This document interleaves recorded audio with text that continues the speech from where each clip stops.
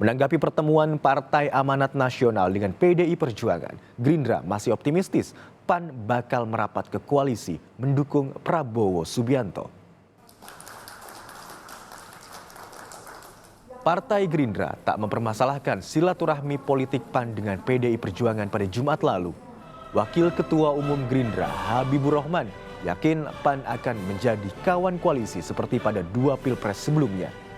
Habibur Rahman juga menyatakan hubungan dan komunikasi politik kader Gerindra dengan internal PAN sangat baik sehingga potensi gabung dengan koalisi masih terbuka.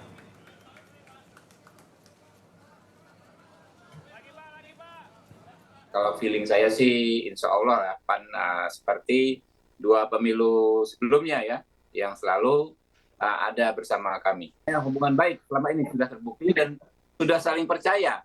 Ya, kalau apa yang disampaikan rekan-rekan PAN dua, kalau dengan Gerindra sih nggak banyak hitung-hitungan, sudah pasti ya yang yang dikatakan tadi konteks simbiosis mutualisme dan lain sebagainya pasti berjalan dengan sangat baik.